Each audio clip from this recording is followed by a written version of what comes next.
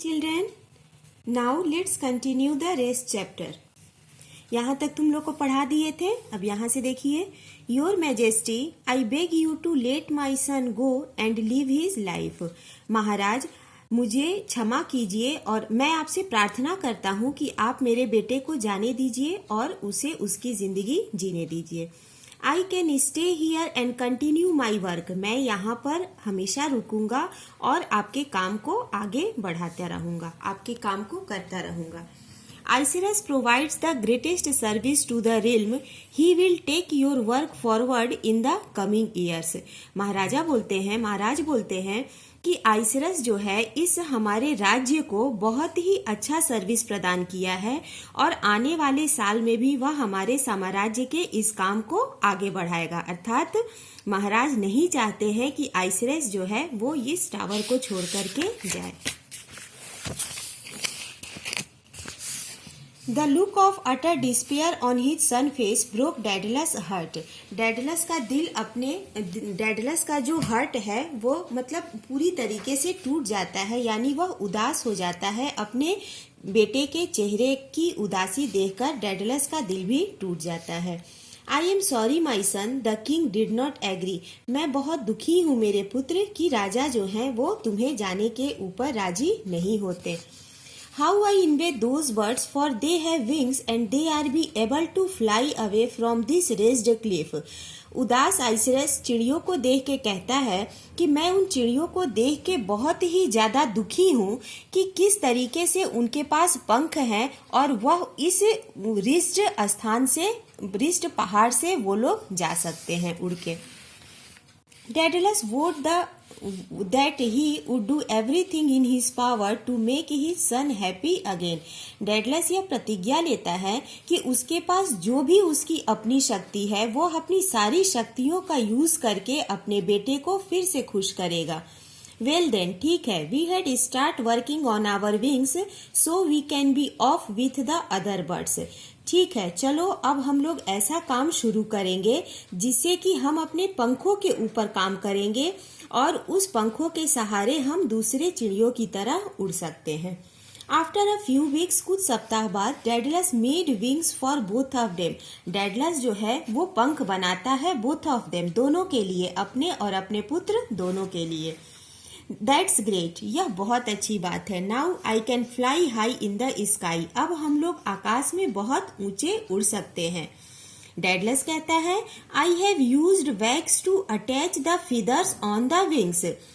मैं इस पंख को विंग्स के में चिपकाने के लिए किस चीज का यूज किया हूँ? वैक्स यानी मोम का. मैं इन पंखों को चिपकाने के लिए मोम का यूज किया हूँ. Son, you must be cautious when you fly. तुम्हें बहुत ही सावधानी बरतनी होगी जब तुम उड़ रहे होगे.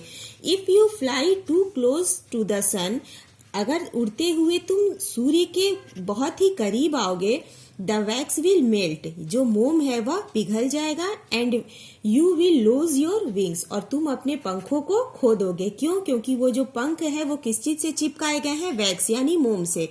और जब सूर्य में गर्मी होती है तो अगर गर्मी के पास ये बहुत अधिक जाएगा तो वैक्स क्या है, वो पिघल जाएगा और सारे पंख टूट जाएंगे. Follow my path closely and you will be fine.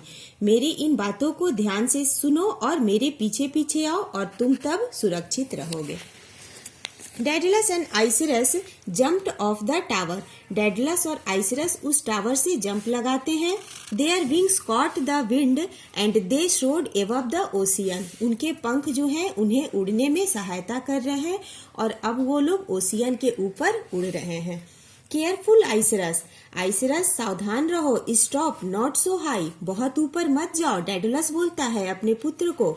The wax will melt if it gets too warm. Stop. Wax जो है वो मेल्ट होने लगेगा अगर तुम बहुत सूर्य के नजदीक जाओगे. रुको. केयरफुल. वाह. The birds are not careful. क्या चिड़िया केयरफुल रहती है? They are happy. वो लोग बहुत खुश होते हैं. They are free. वो बहुत स्वतंत्र होते हैं. I am free. मेरे पास भी पंख है और अब मैं भी फ्री हूँ. आइसरस बोलता है. As he flew higher he began to feel the warm film the warm wax dripping down his arms, और जैसे जैसे वह ऊपर उड़ता गया उसका वैक्स जो है गर्म होकर के बूंद बूंद टपकने लगा उसकी बाहों पर। रिमेम्बरिंग हिज फादर वार्निंग, तब जाके उसको अपने पिता की वार्निंग याद आती है। आइसरस रियलाइज्ड हिज मिस्टेक, और तब आइसरस को अपनी गलती का अनुभव होता है। Oh no, I have come too high, मैं बहुत ऊपर आ गया। All my feathers are falling, मेरे सारे पंख जो हैं वो टूट रहे हैं। Icarus crashed and hit the water, Icarus का सारा पंख टूट गया और वह पानी के ऊपर आके गिरा। Daedalus landed where Icarus had fallen, जल्दी से डेडलस भी वहां पर आता है जहां आइसरस गिरा। But he only found a few feathers, लेकिन वह कुछ ही पंखों को वहां पर पाता है जो कि फ्लोटिंग ऑन द वेव्स, जो कि उस ओशियन के वेव्स पे, ओशियन के समुद्र के लहरों के ऊपर जो तैर रहे थे। डेडलस को सिर्फ वही कुछ पंख दिखाई देते हैं, आइसरस वहां नहीं था, अर्थात आइसरस डूब चुका था और सिर्फ उसके पंख ही फ्लोट कर रहे थे। ठीक है बच्चों, स्टोरी समझ में आई? इसे फिर से आप लोग पढ़िएगा। Thank you.